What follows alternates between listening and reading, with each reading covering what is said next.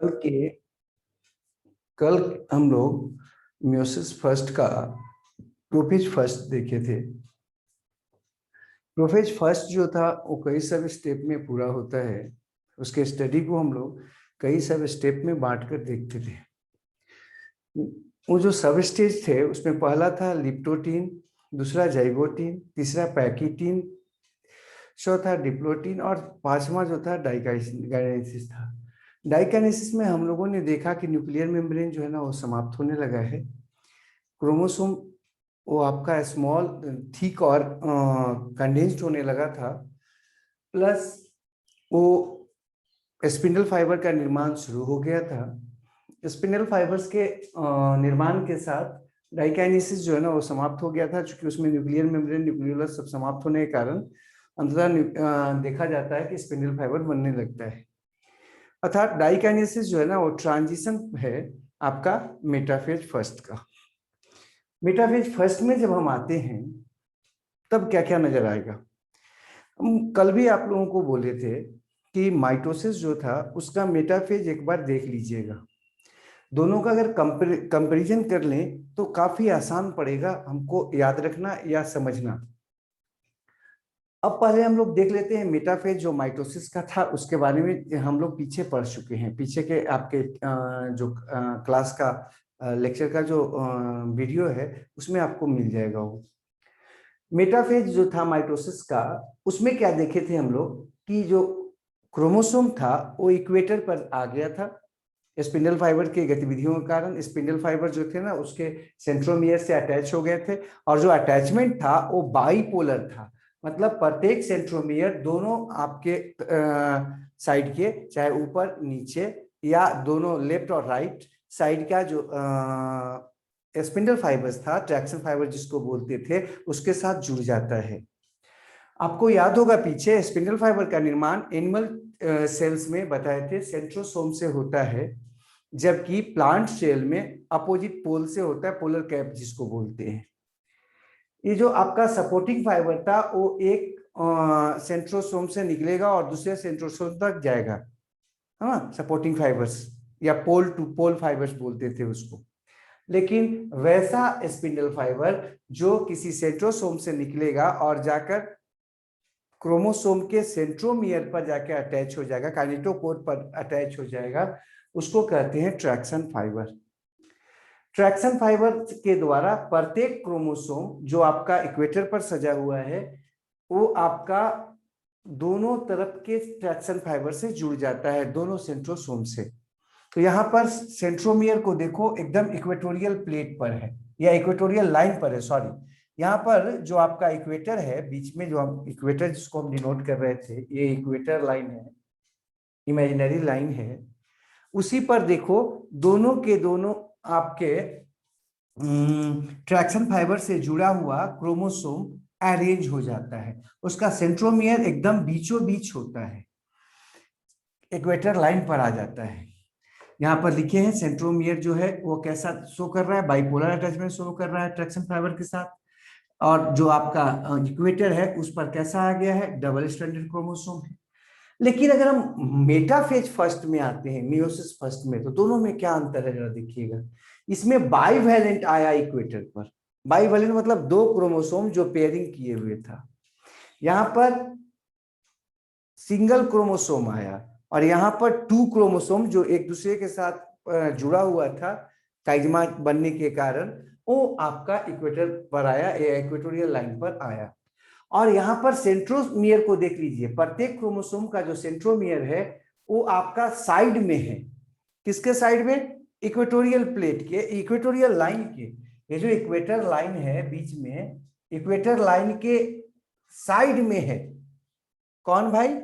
Centromere. जबकि हम metaphase of mitosis देखते हैं तो यहां पर जो सेंट्रोमियर है वो इक्वेटर लाइन पर है और यहाँ पर सेंट्रोमियर इक्वेटर लाइन के साइड में है, चाहे तो लेफ्ट राइट या एबव और बिलो, है ना, ऊपर या नीचे होगा अगर ऐसे होगा इक्वेटर लाइन का।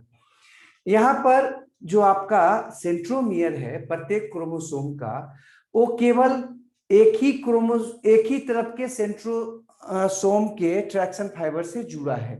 मतलब यहाँ पर जो अटैचमेंट है ट्रैक्शन फाइबर के साथ सेंट्रोमियर का, वो मोनोपोलर अटैचमेंट है, एक ही पोल से एक क्रोमोसोम अटैच है सेंट्रोमियर पर, जबकि यहां पर प्रत्येक क्रोमोसोम जो था उसका सेंट्रोमियर दोनों पोल से अटैच था ट्रैक्शन फाइबर के द्वारा। ये अंतर है। तो दो अंतर तो आराम से आपको नजर आ रहा होगा दोनों में। इसमें क्या है, क्रोमोसोम इक्वेटर लाइन पर था, इसमें क्या है, बाईवैलेंट इक्वेटर लाइन पर है। इसमें सेंट्रोमियर बाइपोलर अटैचमेंट दिखाता है, इसमें सेंट्रोमियर मोनोपोलर अटैचमेंट दिखाता है या रखता है। और नेक्स्ट जो बात है सबसे इंपॉर्टेंट में एक है, वो ये था कि यहाँ पर 4 क्रोमोसोम जो है ना अलग अलग सेपरेटली अटैच अरेंज है, लेकिन यहाँ पर जो क्रोमोसोम अरेंज है वो बाइवैलेंट के रूप में, और बाइवैलेंट की संख्या कम होगी, क्रोमोसोम के तुलना में हाफ होगा, है ना। तो यहाँ पर क्रोमोसोम जो है वो हाफ की संख्या में नजर आ रहा है एक साइड। हाँ, अब अगर हम इसको लिख दे तो क्रोमोसोम जो है वो अरेंज हो गया है इक्वेटर पर, लिख दिए है उसी बात को। यहाँ पर बाइवैलेंट जो है ना वो इक्वेटर पर अरेंज है, सेंट्रोमियर जो है ना वो इक्वेटर लाइन पर है। इधर देख लीजिए सेंट्रोमियर जो है ना वो या तो एबव बिलो है या साइड में है लाइन ऑफ इक्वेटर के। इसमें बाइपोलर अटैचमेंट है सेंट्रोमियर और किसके बीच में, सेंट्रोमियर मतलब क्रोमोसोम और किसके बीच में, ट्रैक्शन फाइबर्स के बीच में। यहां पर मोनोपोलर अटैचमेंट है किसके बीच में भाई, प्रत्येक सेंट्रोमियर और ट्रैक्शन फाइबर के बीच में। यहां पर केवल एक मेटाफेजिक प्लेट बना है, क्रोमोसोम चूंकि एक ही प्लेट में एक ही सीध में अरेंज है, इसलिए इसमें सिंगल मेटाफेजिक प्लेट बना है इक्वेटर पर। इसमें देख लीजिए, इसमें इक्वेटर पर 2 मेटाफेजिक प्लेट्स बनता है। हाँ, या तो दोनों साइड में या ऊपर नीचे हो जाएगा, है ना। तो जो आपका अंतर है मेटाफेज फर्स्ट और मेटाफेज में, वो क्लियर हो जाना चाहिए। क्या क्या अंतर था, अगर हम माइटोसिस का बात करें तो माइटोसिस में क्रोमोसोम आपका अरेंज हुआ था इक्वेटर पर, बाइपोलर अटैचमेंट शो करता है सेंट्रोमियर, जबकि मेटाफेज फर्स्ट में मतलब मियोसिस के मेटाफेज फर्स्ट में बाइवैलेंट अरेंज होता है इक्वेटर पर और मोनोपोलर अटैचमेंट शो करता है कौन, सेंट्रोमियर और स्पिंडल फाइबर्स। मेटाफेज जो होता है माइटोसिस का, उसमें आपका मोनो मेटाफेजिक प्लेट बनता है या सिंगल मोनो मेटाफेजिक प्लेट बनता है, जबकि मेटाफेज फर्स्ट जो है माइटोसिस का, उसमें आपका डबल मेटाफेजिक प्लेट का निर्माण होता है। ये हम लोगों को दोनों में क्लियर अंतर हो गया होगा। एनाफेज फर्स्ट का बात करते हैं। एनाफेज फर्स्ट में हम फिर से वैसे ही इसमें देखते हैं। एनाफेज फर्स्ट में एनाफेज, थोड़ा सा एक मिनट, यहाँ पर एनाफेज फर्स्ट का बात करते हैं, मियोसिस फर्स्ट का में एनाफेज फर्स्ट का बात करते हैं। ये जो एनाफेज फर्स्ट है उसमें क्या क्या होगा और क्या अंतर होगा एनाफेज ऑफ माइटोसिस और anaphase of first of meiosis, ये बात हमको अभी देखनी है। हम बात करें अगर एनाफेज फर्स्ट की, तो सबसे पहले एनाफेज माइटोसिस का बात कर लेते हैं। एनाफेज माइटोसिस में क्या था कि जो इक्वेटर था, इक्वेटर पर सेंट्रोमियर प्रत्येक क्रोमोसोम का स्प्लिट कर जाता है, फट जाता है। सेंट्रोमियर स्प्लिट करने के बाद जो डबल स्ट्रैंडेड क्रोमोसोम था वो सिंगल स्ट्रैंडेड क्रोमोसोम या क्रोमैटिड के रूप में बदल जाता है। अब जो आपका क्रोमैटिड्स, जो सिस्टर क्रोमैटिड्स एक दूसरे से अलग हुए हैं सेंट्रोमियर के स्प्लिट होने के कारण, वो ट्रैक्शन फाइबर और इंटरजोनल फाइबर्स में गतिविधियां होने के कारण अपने अपने पोल की तरफ मूव करने लगते हैं। इंटरजोनल फाइबर जो होता है ये पुश फोर्स डेवलप करता है, ये आपका रिलैक्स करता है, रिलैक्स्ड होता है। जब ये रिलैक्स करेगा इंटरजोनल फाइबर तो क्या करेगा, पुश फोर्स डेवलप करता है, और ट्रैक्शन फाइबर जो है ना वो आपका कॉन्ट्रैक्ट करता है, कॉन्ट्रैक्ट करता है। जब ये कॉन्ट्रैक्ट करेगा तो एक फोर्स डेवलप करेगा, कौन फोर्स? पुल फोर्स। फोर्स, इन दोनों फोर्स के कारण, पुल और पुश फोर्स, जो कि ट्रैक्शन फाइबर और इंटरजोनल फाइबर्स के द्वारा लगाया जा रहा था सिंगल स्ट्रैंडेड क्रोमोसोम पर, और मुख्यतः उसके कहाँ, सेंट्रोमियर पर। आपका सिंगल स्ट्रैंडेड क्रोमोसोम इक्वेटर से पोल के तरफ मूव करने लगता है, अर्थात सिस्टर क्रोमैटिड्स अपोजिट पोल की तरफ मूव करना शुरू कर देता है। और इस गतिविधि के फलस्वरूप, इस घटना के फलस्वरूप इक्वेटर पर जो 4 क्रोमोसोम था, दोनों पोल की तरफ भी 4 क्रोमोसोम ही जाएगा, मतलब कि इक्वेशनल डिस्ट्रीब्यूशन ऑफ क्रोमोसोम इसमें होगा। लेकिन एनाफेज फर्स्ट का अगर हम बात करें मियोसिस फर्स्ट में, तो यहां पर बाइवैलेंट अरेंज था, तो बाइवैलेंट के दोनों क्रोमोसोम एक दूसरे से अलग हो जाएंगे, होमोलोगस जो क्रोमोसोम्स थे वो एक दूसरे से अलग हो जाएंगे। यहां पर इंटरजोनल फाइबर्स नहीं बन पाता है। देखा क्या जाता है कि बीच में क्रोमोसोम कितना था, 4 था, लेकिन जो मूवमेंट है वो आपका 2-2 क्रोमोसोम का ही होगा, क्योंकि क्रोमोसोम जो यहां पर है वो सेपरेट हुआ है, ना कि क्रोमोसोम का क्रोमैटिड सेपरेट हुआ है एक दूसरे से। नतीजतन क्रोमोसोम का जो संख्या है अपोजिट पोल की तरफ मूवमेंट का वो आधा हो जाएगा, अर्थात इसमें रिडक्शनल डिस्ट्रीब्यूशन होता है क्रोमोसोम का, किसमें, एनाफेज फर्स्ट में। और यहां पर डबल स्टैंडर्ड क्रोमोसोम जो है वो मूव करता है अपोजिट पोल की तरफ, अर्थात सिस्टर क्रोमैटिड्स जो होते हैं वो एक दूसरे के साथ ही बने रहते हैं और अपोजिट पोल की तरफ जाते हैं। अब इसी बात को नीचे लिखे कि क्रोमैटिड जो होता है, अर्थात सिंगल स्ट्रैंडेड जो क्रोमोसोम होते हैं, वो मूव करेंगे अपोजिट पोल की तरफ। क्यों भैया? क्योंकि सेंट्रोमियर स्प्लिट कर गया था, और सेंट्रोमियर के स्प्लिट होने के कारण दोनों के दोनों सिस्टर क्रोमैटिड्स एक दूसरे से सेपरेट हो जाते हैं और अपोजिट पोल की तरफ मूवमेंट शो करते हैं। किसमें? एनाफेज ऑफ माइटोसिस में। इसमें दूसरा पॉइंट क्या है, इक्वेशनल डिस्ट्रीब्यूशन ऑफ क्रोमोसोम होगा अपोजिट पोल की तरफ। जबकि स्पिंडल फाइबर फॉर्मेशन में अगर देखा जाए तो इसमें सपोर्टिंग फाइबर बनता है, ट्रैक्शन फाइबर बनता है और इंटरजोनल फाइबर बनता है।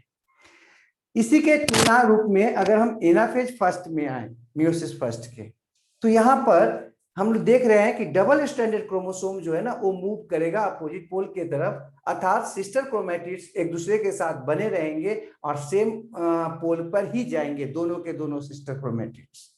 यहाँ पर जो डिस्ट्रीब्यूशन हो रहा है क्रोमोसोम का रिडक्शनल है, बीच में जितना होगा इक्वेटर पर जितने क्रोमोसोम्स होंगे उसके आधा आपका दोनों तरफ पोल्स के तरफ जाएगा।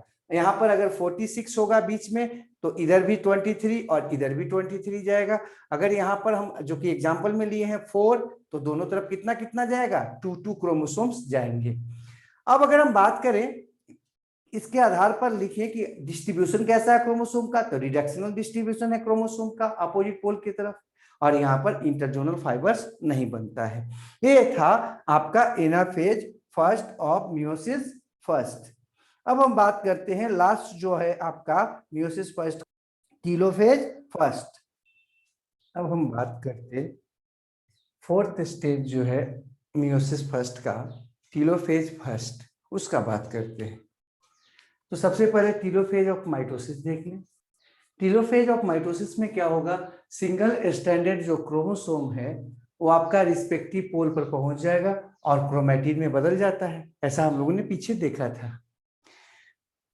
जब वो अपने रिस्पेक्टिव पोल पर पहुंच जाएगा तो जो आपका न्यूक्लियर मेम्ब्रेन है और न्यूक्लियोलस है उसका रीअपेरेंस हो जाता है, अर्थात क्रोमैटिन के चारों तरफ जो है ना न्यूक्लियर मेम्ब्रेन घेरा बना लेगा और उसमें न्यूक्लियोलस भी आ जाएगा, अर्थात एक ही सेल के अंदर 2 न्यूक्लियस का निर्माण हो जाएगा। अब अगर हम बात करते हैं टीलोफेज फर्स्ट में, इसमें क्या होगा, वहां पर सिंगल स्ट्रैंडेड क्रोमोसोम गया, किसमें, टीलोफेज माइटोसिस में। लेकिन अगर हम बात करते हैं इसका भाई टीलोफेज ऑफ मियोसिस का बात करते हैं, तो उसमें क्या होगा, डबल स्टैंडर्ड क्रोमोसोम जाएगा, कहां पर, रिस्पेक्टिव पोल पर, और वो क्रोमैटिन में बदल जाएगा, रिस्पेक्टिव पोल पर जाएगा और वहां पर किस में बदल जाएगा, वो क्रोमैटिन में बदल जाएगा। रीअपेयरेंस ऑफ न्यूक्लियर मेम्ब्रेन होगा क्रोमैटिन के चारों तरफ, और न्यूक्लियोलस बन जाएगा, जिससे अंततः 2 न्यूक्लियस यहां बन जाएंगे। अर्थात जो सेल है वो आपका चाहे तो टीलोफेज माइटोसिस का हो, चाहे टीलोफेज फर्स्ट मियोसिस फर्स्ट का हो, उसमें अंततः बाई न्यूक्लिएटेड सेल ही बनेगा। इसके बाद हो सकता है कि साइटोकाइनेसिस हो या न हो। अगर होगा तो आपका डायाड बन जाएगा, सेल का 2 सेल का समूह बन जाएगा, और अगर नहीं होगा तो एक ही सेल के अंदर 2 न्यूक्लियस रहेगा, बाइन्यूक्लिएटेड सेल के रूप में। अब थोड़ा सा समरी देख लेते हैं किसका, मियोसिस फर्स्ट का। मियोसिस फर्स्ट में सबसे पहला था प्रोफेज। प्रोफेज में भी कई स्टेजेस में हम लोगों ने इसकी स्टडी की। लिप्टोटीन, उसमें क्या होता है, थीन थ्रेड लाइक स्ट्रक्चर आपका क्रोमोसोम का अपीयर होता है, और उस पर जहां तहां जो है ना वो आपका गांठ गांठ जैसा पाया जाता है, अर्थात बीडेड क्रोमोसोम अपीयर होता है। ये लिप्टोटीन का क्या है, ये आपका इंपॉर्टेंट उसका समरी है कि सिंगल स्टैंडर्ड क्रोमोसोम अपीयर हो जाता है बीडेड क्रोमोसोम के रूप में, जबकि जाइगोटीन जो होता है उसमें क्या होता है, पेयरिंग शुरू हो जाता है, क्रोमोसोम का होमोलोगस क्रोमोसोम का पेयरिंग शुरू हो जाता है, सिनेप्सिस, जिसके चलते बाइवैलेंट का निर्माण या डायाड का निर्माण होता है, बाइवैलेंट डायाड का निर्माण होता है। पैकेटिन का अगर बात करें तो क्रॉसिंग ओवर होगा, टेट्राड स्टेज बन जाएगा वहां पर, और क्रॉसिंग ओवर होगा बाइवैलेंट में, काइजमा का निर्माण हो जाएगा, कैचीनुमा रचना का ऐसे निर्माण होता था, उलझ जाता था आपस में non sister chromatid 2 homologous chromosomes के। डिप्लोटीन जो होता है उसमें आपका काइजमा डिस्टिंक्टली विजिबल होता है, क्लियरली उसको हम सिंपल माइक्रोस्कोप से भी देखने योग्य हो जाता है, वो आराम से देख सकते हैं काइजमा को। अगर डाइकाइनेसिस का बात करें तो काइजमा टर्मिनलाइज्ड हो जाता है, मतलब कि काइजमा एकदम एंड पर पहुंच जाता है, न्यूक्लियर मेम्ब्रेन न्यूक्लियोलस जो है ना वो डिसअपीयर हो जाता है, और स्पिंडल फाइबर का निर्माण शुरू हो जाता है। मेटाफेज फर्स्ट में स्पिंडल फॉर्मेशन कंप्लीट हो जाता है, बाइवैलेंट जो है ना स्पिंडल के साथ मोनोपोलर अटैचमेंट शो करते हैं प्रत्येक सेंट्रोमियर पर, और अंततः उसके चलते वो आपका मूव करते हुए कांग्रेशन दिखाते हैं, वो अरेंजमेंट दिखाते हैं इक्वेटर पर, कांग्रेशन है ना, एक समूह में अरेंज हो जाते हैं। यहाँ पर 2 बाई मेटाफेजिक जो है ना डबल मेटाफेजिक प्लेट बनता था मेटाफेज फर्स्ट में। तो ये इंपॉर्टेंट है कि बाइवैलेंट जो है ना वो अरेंज हो जाता है कहाँ, इक्वेटर पर। अब आते हैं एनाफेज फर्स्ट में। एनाफेज फर्स्ट में क्या होता है, डबल स्टैंडर्ड क्रोमोसोम जो है ना वो मूव करता है अपोजिट पोल के तरफ, और टीलोफेज में डबल स्टैंडर्ड क्रोमोसोम जो है वो आपका रिस्पेक्टिव पोल पर पहुंच जाता है और क्रोमैटिन में बदल जाता है, जिससे अंततः क्या होता है, 2 न्यूक्लियस वाला सेल का निर्माण हो जाता है। साइटोकाइनेसिस मियोसिस फर्स्ट के बाद हो भी सकता है और नहीं हो सकता है। अगर होगा तो सेल की संख्या कितनी हो जाएगी, 2, और अगर नहीं होगा तो सेल एक ही रहेगा, और उसमें न्यूक्लियस जो है ना वो कितना हो जाएगा, न्यूक्लियस आपका 2 रहेगा। नेक्स्ट डे हम माइटोसिस तो पढ़ चुके, मियोसिस फर्स्ट भी पढ़ लिए, मियोसिस का दूसरा जो आपका हिस्सा है मियोसिस सेकेंड, उसको देख लेंगे। Meiosis second